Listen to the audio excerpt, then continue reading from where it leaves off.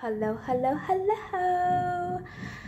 Okay, so I'm wrapping up Bali, and I will say that the trip has been amazing. The art, this is the thing, they have art everywhere. Even in the intersections, they have these major, amazing statues, and it's it defies description. That's what I will say. It's just so beautiful and serene, and apparently it's all on purpose. They have these flowers. It smells a little bit like jasmine, but I forget what he said it was called.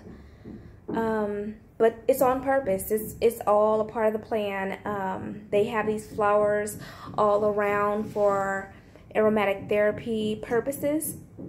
You'll find them in a lot of healing areas and really just in general.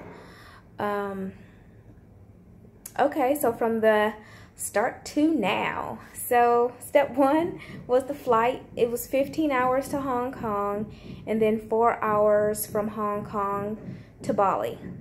Now, I did faint.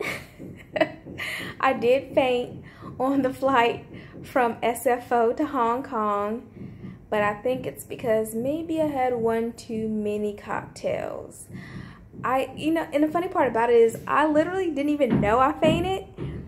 I just all of a sudden was laying down in the middle of the aisle. I just felt like I had to throw up, so I was on my way to the bathroom.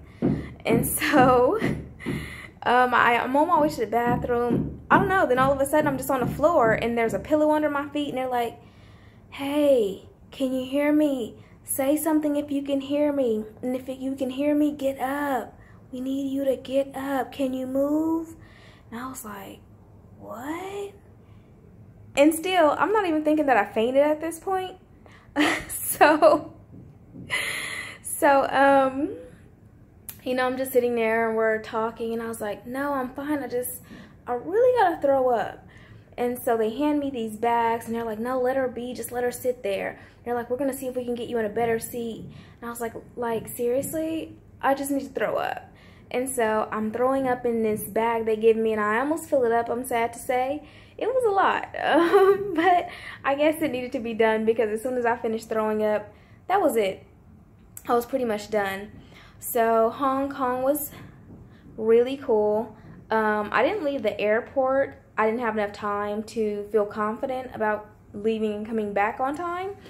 So I didn't, but I did do a little bit of shopping against my original thought process. I couldn't help myself. Like, Hong Kong is clearly the place to be for shopping. If the airport is that insane that it motivated me to go shopping, even though I just came off of a 15-hour flight where I fainted and was probably still a little bit drunk. But anyhow, I went everywhere in Bali. Everywhere I wanted to go. I went to Ubud. I went to the Rice Terrace, Monkey Forest. I went to so many different temples. My whole purpose for Bali was to go explore the temples, to meditate, to pray. And the only thing that I did not like about the temples is that it's surrounded by commerce. Everywhere around the temples, people are soliciting you like crazy. They're all like, buy my stuff. I do cheap. I do $1. I do $1. And you're like, I've heard that like 50 times and I just came off of my prayer high. So I think you should just be quiet before I go from being on namaste to I'm back in East Oakland. It was a little bit frustrating because I don't like people just aggressively pursuing me to buy stuff I don't want. If I see you, I definitely see you. But if I wanted to purchase, I would definitely procure whatever it is that I was looking to buy. But outside of that, the temples were absolutely amazing. Oh, another thing I didn't enjoy about the temples is most of the temples are family temples. So you don't really get to go into the actual temples, or at least in my experience. And a lot of them were shut down and it says temple or do not enter for family only or something along those lines. And at the last temple I went to, which is the water temple, not the one where the water covers the land and covers the temple, and if you don't get there before the water takes over, you don't see it. Not that one. It's called Impure Teru. I'm totally butchering the name, but it's where you do the purification. And it was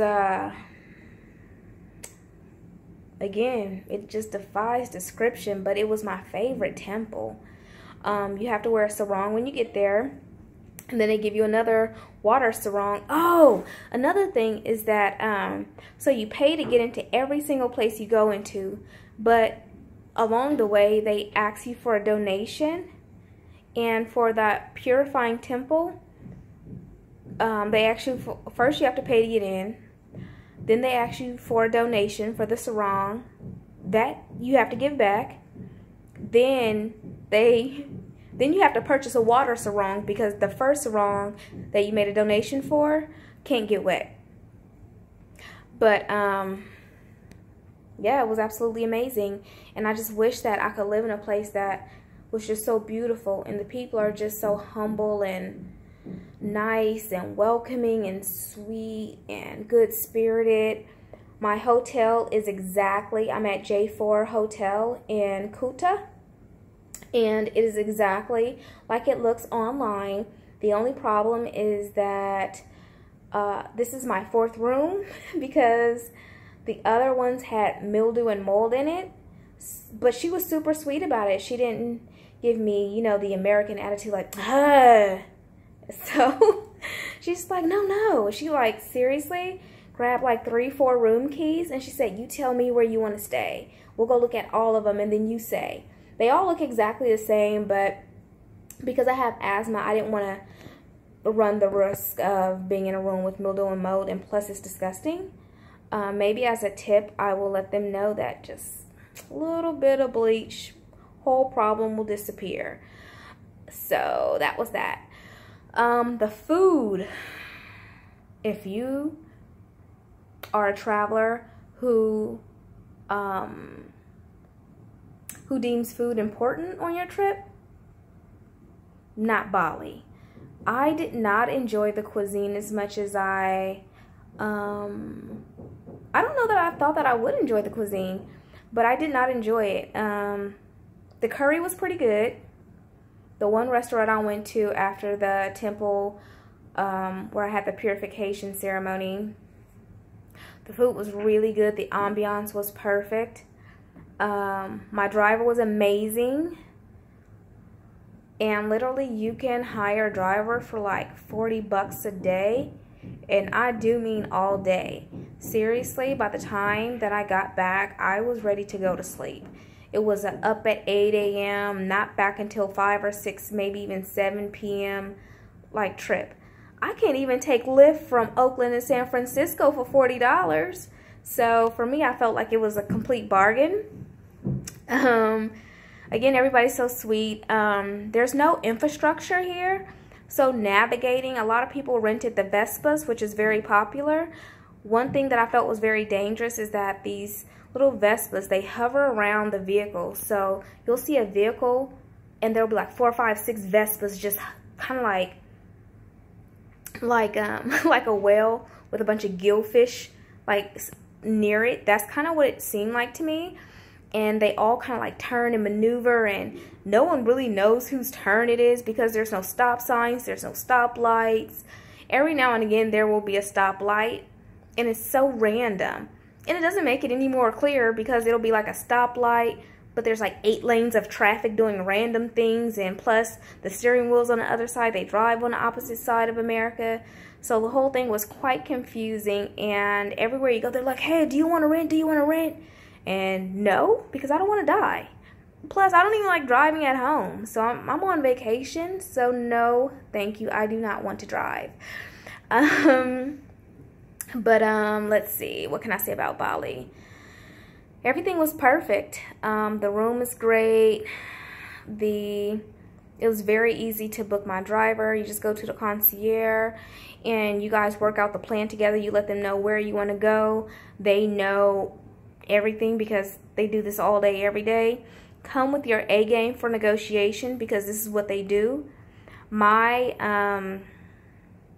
best trait for negotiating was, hey, look, this is what I got. So either you give me what I want for this or I walk. This is all I have. So it does pay to have smaller bills because you can't use the this is all I have, take it or leave it speech.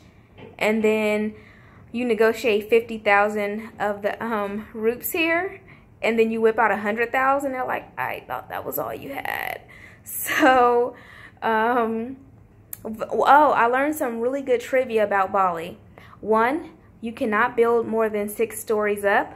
It's a religious thing, and it's a non-negotiable factor.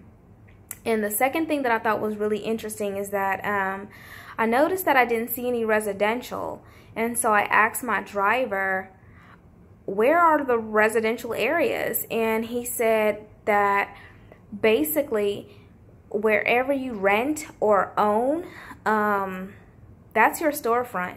There is no such thing as, like in America, people rent apartments, people rent and own homes, and it's a standalone place where you live. But here, if you have a place, the front of it is going to be the storefront, and you'll live whatever's in the back that's left over of the property and space. But there's no such thing as, this is just where I live. It's where I live and where I work. So that was really interesting. I asked him about, like, if I wanted to move here, how easy would it be to find a place to live, own, rent, whatever. And apparently in this area, you're going to pay about $1 billion, he said. Like at least $1 billion of their currency. And he was also saying that people came here and they purchased land and they were going to make apartment buildings, but apparently there's more money in hotels, so they'll come here and they'll say, I want to build these apartments, and then then when it's done, they say, nah, let's turn this into a hotel, because apparently there's more money in it. So that's Bali. But everything was amazing. The temples were great. Getting around was easy. Enough people speak English. Downtown is crazy. I wanted to stay somewhere that was pretty live, so I'm in downtown near the beach as well. And I'm actually sandwiched between a whole bunch of clubs and bars.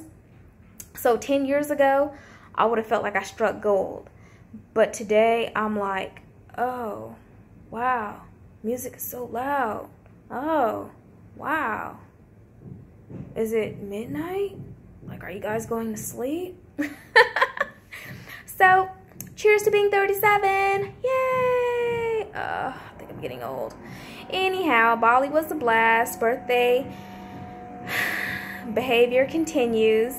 Tomorrow morning, I will be headed to Phuket. So I'm going to ask the front desk to print off my boarding passes. I've secured my driver, and everything is all set to go. I have a lot of pictures and videos of everything. It's on my Facebook and on my Instagram. Anybody interested in seeing what the actual experience was like instead of me babbling about it generally speaking, feel free to come find me.